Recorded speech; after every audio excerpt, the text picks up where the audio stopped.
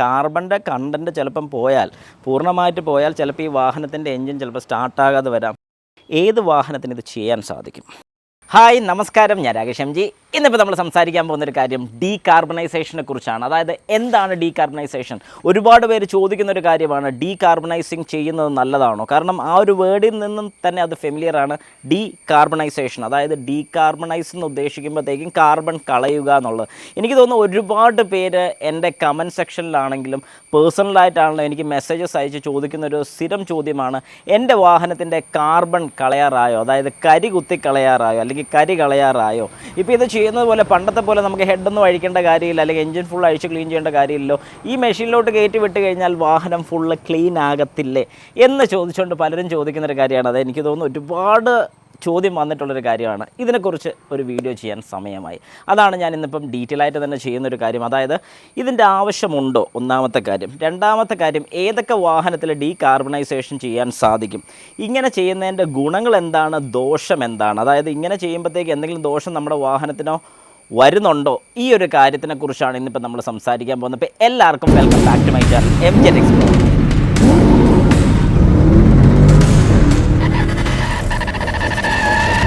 അപ്പം നമുക്ക് സ്റ്റാർട്ട് ചെയ്യാം. ആദ്യം തന്നെ എന്താണ് ഡീകാർബണൈസേഷൻ? അതിനെക്കുറിച്ച് അറിയാൻ മേലാത്ത ആൾക്കാർക്ക് ഞാൻ ജസ്റ്റ് ഒരു ഇൻട്രോ ഒന്ന് പറഞ്ഞു പോയേക്കാം. അതായത് നമുക്കറിയാം നമ്മുടെ വാഹനത്തിനകത്ത് ഫ്യൂവൽ ബേണിംഗ് ആണ് നടക്കുന്നത്. അതായത് ഫ്യൂവൽ ബേൺ ചെയ്യുന്ന സമയത്ത് എന്താണ് അവിടെ സംഭവിക്കുന്നതെന്ന് ചോദിച്ചു കഴിഞ്ഞാൽ ആസ് യൂഷ്വൽ അവിടെ ചെറിയ രീതിക്ക് കാർബണിൻ്റെ കണ്ടൻറ്റ് ഉണ്ടാകും, അതായത് കരിയുടെ അംശം ഉണ്ടാകും. എപ്പോഴും ഉണ്ടാകുമെന്ന് ചോദിച്ചാൽ ഉണ്ടാകത്തില്ല. പ്രോപ്പറായിട്ടുള്ള ബേണിംഗ് ആണെങ്കിൽ കാർബൺ ഉണ്ടാകത്തില്ല. ഇനി പ്രോപ്പറായിട്ടുള്ള ബേണിംഗ് അല്ലെന്നുണ്ടെങ്കിൽ ചെറിയ രീതിക്കെങ്കിലും കാർബൺ കണ്ടൻറ്റ് ഉണ്ടാകും. രണ്ട് ടൈപ്പ് വാഹനങ്ങളാണ് നമ്മൾ ഏറ്റവും കൂടുതൽ യൂസ് ചെയ്യുന്നത്. ഒന്ന് പെട്രോൾ വാഹനം, പിന്നെ ഒന്ന് ഡീസൽ വാഹനം. പെട്രോൾ വാഹനത്തിൽ കാർബണിൻ്റെ കണ്ടൻറ്റ് വളരെ വളരെ വളരെ കുറവാണ്. അത് നിങ്ങൾക്ക് ഞാൻ എക്സാമ്പിൾ കാണിച്ചു തരാം. അത് കൃത്യമായിട്ട് നിങ്ങൾക്ക് അറിയണമെന്നുണ്ടെങ്കിൽ വാഹനത്തിൻ്റെ സൈലൻസറിലോട്ട് ചെല്ലുക, അതായത് ടെയിൽ പൈപ്പിലോട്ട് ചെല്ലുക. ഈ ടെയിൽ പൈപ്പിൽ നിന്ന് വരുന്ന ഈ ടെയിൽ പൈപ്പിലോട്ട് ജസ്റ്റ് ഒന്ന് കൈ ഇട്ടിട്ട് ഇങ്ങനെ എടുക്കുകയെന്നുണ്ടെങ്കിൽ നമുക്കിത് കണ്ടോ, ഈ വരുന്ന ഒരു കാർബണിൻ്റെ കണ്ടൻറ്റ് ഇത് വളരെ കുറവാണ് ഒരു പെട്രോൾ വാഹനത്തിലാണെങ്കിൽ. എന്നാൽ അതേ സ്ഥാനത്ത് ഒരു ഡീസൽ വാഹനമാണ് നിങ്ങൾ യൂസ് ചെയ്യുന്നതെന്ന് വെച്ചോ. ഒരു ഡീസൽ വാഹനമാണെന്നുണ്ടെങ്കിൽ ആ ഡീസൽ വാഹനത്തിൻ്റെ സൈലൻസർ ഇതുപോലെ തൂത്ത് കഴിഞ്ഞാൽ നല്ല രീതിക്ക് കരി, അതായത് കാർബണിൻ്റെ അംശം നമുക്ക് ഫീൽ ചെയ്യും. അപ്പോൾ ആ ഒരു കാർബണിൻ്റെ അംശം നമുക്ക് അത്രയും ഫീൽ ചെയ്യുകയാണെന്നുണ്ടെങ്കിൽ നമുക്ക് മനസ്സിലാക്കാൻ സാധിക്കുന്ന ഒരു കാര്യം എന്താണെന്ന് ചോദിച്ചു കഴിഞ്ഞാൽ അവിടെ കാർബൺ കണ്ടൻറ്റ് ഉണ്ട്. ഈ കാർബൺ എങ്ങനെ ഉണ്ടാകുമെന്ന് ചോദിച്ചു കഴിഞ്ഞാൽ അൺബേൺഡ് ആയിട്ട് പോകുന്ന, അല്ലെങ്കിൽ ബേണിങ്ങിൽ പ്രോപ്പറായിട്ടുള്ള ബേണിങ് വരാതെ വരുമ്പോഴാണ് ചെറിയ രീതിക്കെങ്കിലും കരി ഉണ്ടാകുന്നത്. ശരി, ഇനി ഈ ഒരു കാർബൺ നമ്മുടെ വാഹനത്തിൻ്റെ എൻജിനിൽ നിന്നും ഫുള്ളായിട്ട് ക്ലീൻ ചെയ്ത് കളയാൻ വേണ്ടിയിട്ടാണ് ഡീകാർബണൈസേഷൻ എന്ന് പറയുന്ന ഒരു പ്രോസസ്സ് ചെയ്യുന്നത്. ഇനി ആ പ്രോസസ്സ് എന്താണെന്ന് നിങ്ങൾക്ക് മനസ്സിലാവും. അത് ശരിക്കും പറഞ്ഞാൽ കുറച്ച് കെമിക്കൽസ് ഗ്യാസ് ഫോമിൽ നമ്മുടെ വാഹനത്തിൻ്റെ ഇൻലെറ്റ് മാനിഫോൾഡിലോട്ട് കയറ്റി വിടുകയാണ്. ഡയറക്റ്റ് ഇൻലെറ്റ് മാനിഫോൾഡിലോട്ടല്ല, എയർ ഫിൽറ്ററിൻ്റെ പാസേജിൽ കൂടെ, അതായത് എയർ ഫിൽറ്ററിൽ കൂടെ അല്ല, എയർ ഫിൽറ്ററിന് ശേഷമുള്ള പാസേജിൽ കൂടെയാണ് ഈ ഒരു പോർഷൻ കയറ്റി വിടുന്നത്.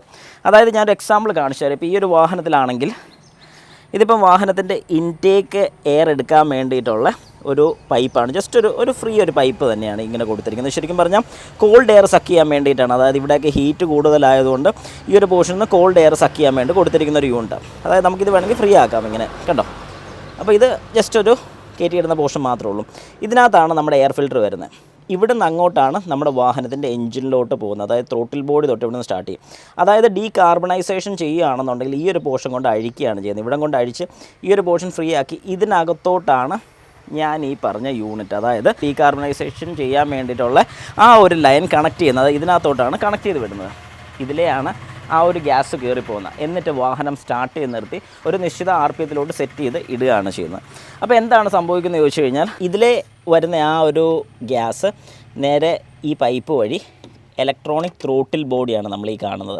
അതായത് നമ്മൾ ആക്സിലറേറ്റർ കൊടുക്കുന്നതിനനുസരിച്ച് എത്രത്തോളം വാഹനത്തിൻ്റെ ത്രോട്ടിൽ ഓപ്പൺ ചെയ്യണം, അല്ലെങ്കിൽ എയർ എത്രത്തോളം കടത്തി വിടണം എന്ന് തീരുമാനിക്കുന്ന ഇലക്ട്രോണിക് ത്രോട്ടിൽ ബോഡിക്കകത്തൂടെയാണ് ഇത് കയറി പോകുന്നത്. അകത്തൂടെ എന്ന് പറഞ്ഞാൽ ഈ ബട്ടർഫ്ലൈ വാൽവിനകത്തൂടെ ഇതിനകത്തൂടെ കയറി ഇൻലെറ്റ് മാനിഫോൾഡ്, ഇതിനകത്ത് ഇൻലെറ്റ് മാനിഫോൾഡ്, അതായത് നമുക്ക് ഞാൻ ജസ്റ്റ് ഒരു എക്സാമ്പിൾ കാണിച്ചു തരാം. ഇത് എക്സോസ്റ്റ് മാനിഫോൾഡാണ് പുറത്തോട്ട് പോകാൻ വേണ്ടി. ഇതുപോലെ തന്നെ അപ്പുറം ഇൻലെറ്റ് മാനിഫോൾഡ് വരുന്നുണ്ട്. അത് പ്ലാസ്റ്റിക് കൊണ്ടാണ് ഉണ്ടാക്കുന്നത്. കാരണം അവിടെ ഒരു ഹീറ്റിൻ്റെ പ്രസൻസ് വളരെ കുറവ്. പ്ലാസ്റ്റിക് എന്ന് പറഞ്ഞാൽ വെറും പ്ലാസ്റ്റിക് അല്ല, ഞാൻ പറഞ്ഞ ഹാർഡ് പ്ലാസ്റ്റിക് ആണ്. അപ്പോൾ ശരിക്കും പറഞ്ഞാൽ ആ ഒരു പോർഷൻസിനകത്തൂടെയൊക്കെ കയറി അതിലുള്ള കാർബൺ കണ്ടൻറ്റും കാര്യങ്ങളൊക്കെ ക്ലീൻ ചെയ്ത് നേരെ നമ്മുടെ എൻജിനിലോട്ട് വരികയാണ് ചെയ്യുന്നത്. അതായത് ഇതിൽ നിന്ന് നേരെ എൻജിൻ്റെ ഇൻടേക്ക് മാനിഫോൾഡ് വഴി അകത്തോട്ട് എയർ വലിക്കുന്നതിൻ്റെ കൂട്ടത്തിൽ ഇതിനകത്ത് ചെല്ലുകയാണ്. അപ്പോൾ അന്നേരം എന്താ ചെയ്യുന്നത്, വാൽവിൻ്റെ മേളിൽ കൂടെയാണ് വന്നത്. അതായത് ഇൻടേക്ക് വാൽവിൻ്റെ മേളിൽ കൂടെ വരുന്നത്. അപ്പോൾ ഇൻടേക്ക് വാൽവിൻ്റെ അവിടെയുള്ള ചെറിയ കാർബൺ കണ്ടൻസൊക്കെ ഇത് ക്ലീൻ ആക്കുന്നുണ്ട്. നമുക്കൊന്ന് ജസ്റ്റ് ഒന്ന് മനസ്സിലൊന്ന് സങ്കല്പിച്ച് നോക്കാം. ഞാൻ ഈ പറയുന്ന കാര്യങ്ങളൊക്കെ നിങ്ങൾക്ക് ജസ്റ്റ് ഒന്ന് മനസ്സിൽ കാണാം. അതായത് ഇതിലേ വരുന്ന എയർ ഈ ത്രോട്ടിൽ ബോഡിക്കകത്തോട്ട് കയറി ത്രോട്ടിൽ ബോഡിയിൽ നിന്ന് നേരെ ഇൻടേക്ക് മാനിഫോൾഡ്, ആ മാനിഫോൾഡിനകത്തോട്ട് കയറി നേരെ നമ്മുടെ ഇൻടേക്ക് വാൽവ് വഴി സിലിണ്ടറിലോട്ട് ചെന്നു. ഈ സിലിണ്ടറിനകത്ത് ഫുള്ള് എയറും ഈ പറയുന്ന കെമിക്കലും വന്നിട്ടുണ്ട്. ഇതിന് ബേണിംഗ് നടക്കുമ്പോൾ ഇതിലെ നേരെ എക്സോസ്റ്റ് കൂടെ പോകുന്നുണ്ട്. പക്ഷേ ബേണിംഗ് നടന്നാലും വലിയ കുഴപ്പമില്ല, ഇത് വർക്ക് ചെയ്യും എന്നാണ് പ്രാക്ടിക്കലി പറയുന്നത്. പക്ഷേ ഞാൻ കണ്ടിട്ടുള്ള ചില കാര്യങ്ങളിൽ ഇത് പ്രാക്ടിക്കലായിട്ട് വർക്ക് ചെയ്യുന്നതായിട്ട് എനിക്ക് ഫീൽ ചെയ്തിട്ടില്ല. ഓക്കെ, അത് നമുക്കതിലോട്ട് വരാം. അപ്പോൾ ഇൻലേക്ക് മാനിഫോൾഡിലോട്ട് വന്നു, ആ ഒരു ഭാഗം ക്ലീൻ ചെയ്തു, വാൽവും ക്ലീൻ ചെയ്തു. ഇതിൽ നേരെ എക്സോസ്റ്റ് വരുന്നു. അതായത് ഇത് കത്തിയ ഗ്യാസ് പുറത്തോട്ട് പോകുമ്പോൾ അതിനകത്ത് കെമിക്കലിൻ്റെ അംശം വലിയ കുഴപ്പമില്ലാതെ തിരിച്ചു പോരുന്നു. അതിൽ നിന്ന് നേരെ എക്സോസ്റ്റ് മാനിഫോൾഡ്, കാറ്റലറ്റിക് കൺവേർട്ടർ, ഇതിൽ നിന്ന് കൺവേർട്ട് ചെയ്ത് ആ കാറ്റലറ്റിക് കൺവേർട്ടറിനകത്തും ക്ലീനിങ് നടക്കുന്നു എന്നാണ് പറയപ്പെടുന്നത്. ഓക്കെ, അപ്പോൾ ഇത്തരം കാര്യങ്ങളാണ് ശരിക്കും എക്സ്റ്റേണലായിട്ട് നമുക്ക് ഡീകാർബണൈസേഷൻ ചെയ്താൽ കിട്ടുന്ന ഗുണങ്ങൾ ഇതൊക്കെയാണ്. പക്ഷേ എൻ്റെ ചോദ്യം ഇത്രയേ ഉള്ളൂ, ഇത് ശരിക്കും ഇതിനകത്തൂടെ കയറി ഇറങ്ങി പോവുകയാണെങ്കിൽ ത്രോട്ടിൽ ബോഡി ഉറപ്പായിട്ടും ക്ലീൻ ആകും. ഇൻടേക്ക് മാനിഫോൾഡിൽ വരുന്ന ചാനൽസ് ഒരുവിധം ക്ലീൻ ആകും. വാൽവിലോട്ട് ഇറങ്ങുന്ന സമയത്ത് ക്ലീനിങ് പ്രോസസ്സ് അവിടെ പ്രോപ്പറായിട്ട് നടക്കുമെന്ന് ചോദിച്ചാൽ 100% കാർബൺ ഉണ്ടെന്നുണ്ടെങ്കിൽ അതിൻ്റെ ഒരു 60% അല്ലെങ്കിൽ ഒരു 50% എങ്കിലുമൊക്കെ ഒരു കുറവ് നമുക്ക് ഫീൽ ചെയ്യും. ഇല്ലെന്ന് പറയാൻ പറ്റില്ല, അത്രയും കുറവ് വരും. എക്സോസ്റ്റ് മാനിഫോൾഡ് അവിടെ വലിയ പറയത്തക്ക മാറ്റം വരത്തില്ല. എക്സോസ്റ്റ് മാനിഫോൾഡിൽ നിന്ന് പുറത്തോട്ട് വന്ന് കാനിസ്റ്ററിലോട്ടൊക്കെ വന്ന് അവിടെയും ക്ലീനിങ് പർപ്പസ് നടക്കുന്നു എന്ന് പറയുന്നുണ്ട്. പക്ഷേ അവിടെയും പ്രാക്ടിക്കലി ഇത് പോസിബിൾ അല്ല. അപ്പം ഇത് ശരിക്കും പറഞ്ഞാൽ നമ്മൾ ആ ഹെഡ് അഴിച്ച്, അതായത് നമ്മുടെ വാഹനത്തിൻ്റെ എൻജിൻ ഫുൾ ഊരി ഹെഡ് അഴിച്ച് പ്രോപ്പറായിട്ട് അതിൻ്റെ കാർബണും കാര്യങ്ങളൊക്കെ ക്ലീൻ ചെയ്യുകയാണെന്നുണ്ടെങ്കിൽ നമുക്ക് കിട്ടുന്ന റിസൾട്ട് വേറെയാണ്, അതായത് ഡീകാർബണൈസേഷൻ. അപ്പം ശരിക്കും ഡീകാർബണൈസേഷൻ എപ്പോഴാണ് ചെയ്യേണ്ടത്? 30,000 കിലോമീറ്റർ ചെയ്യുന്നത് നല്ലതാണ്. ആവശ്യമാണോ എന്ന് ചോദിച്ചു കഴിഞ്ഞാൽ ഞാൻ പറയും ആവശ്യമല്ല. നിങ്ങൾക്ക് ആവശ്യമുണ്ടെങ്കിൽ ചെയ്യാം, അല്ലെങ്കിൽ അത് നിങ്ങളുടെ അപ് ടു യു എന്ന് പറയുന്ന പോലെ. ഇപ്പം ഈ പറയുന്ന പോലെ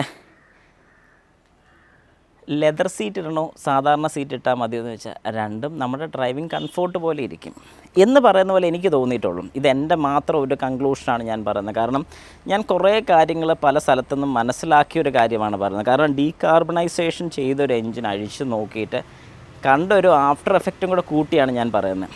ഇപ്പം ഈ ഡീകാർബണൈസേഷൻ പലരും തെറ്റിദ്ധരിച്ച് വെച്ചിരിക്കുന്ന ഒരു കാര്യമെന്ന് പറഞ്ഞാൽ ഇത് ഡീകാർബണൈസിങ് ചെയ്ത് കഴിഞ്ഞാൽ എൻജിൻ മൊത്തത്തിൽ അങ്ങോട്ട് നീറ്റായി പോകുമെന്ന് പറയും.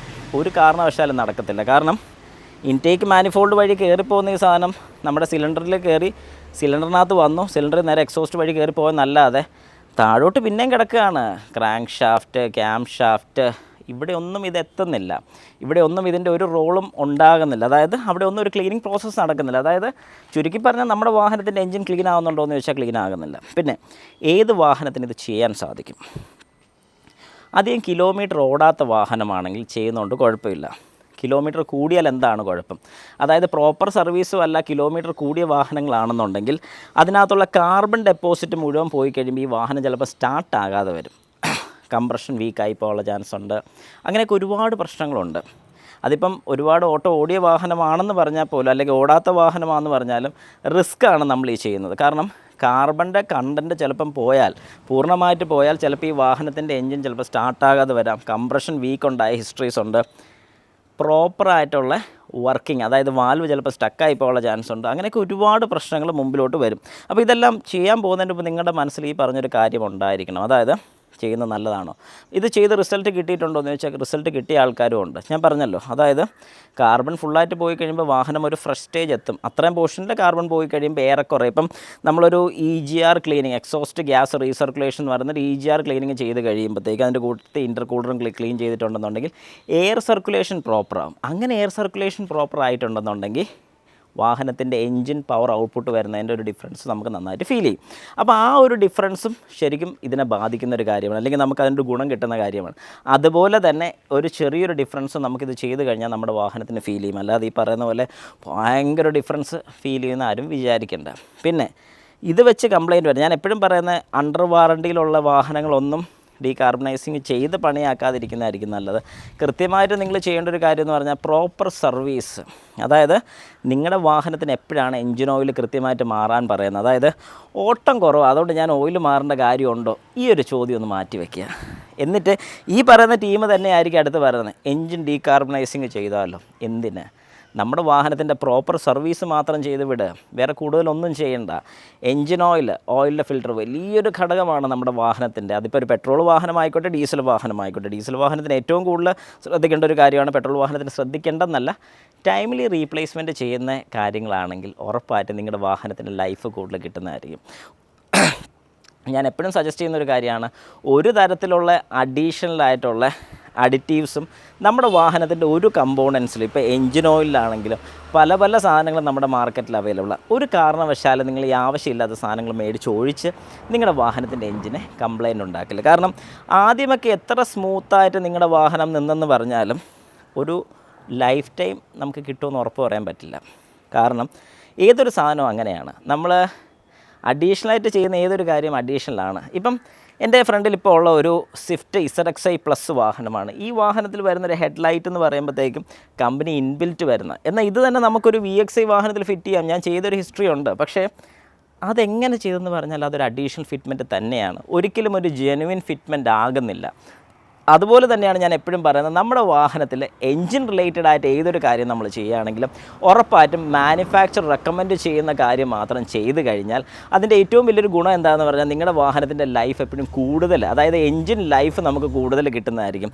അല്ലാതെ നമ്മൾ ചെറിയ ചെറിയ കാര്യങ്ങളിൽ ലാഭം നോക്കുമ്പോൾ, അതായത് ഇന്ന സാധനം ഒഴിച്ചാൽ എൻജിൻ സ്മൂത്താവും, ഭയങ്കര മൈലേജ് കിട്ടും, കൂളിംഗ് ഭയങ്കര ഇതാണ്, ഇതൊക്കെ കേൾക്കാൻ കൊള്ളാം, ഒരു വർഷം വരെയൊക്കെ ഓക്കെ ആയിരിക്കും. അത് കഴിയുമ്പോഴത്തേക്കും വരുന്ന കുറച്ച് പ്രശ്നങ്ങളുണ്ട്.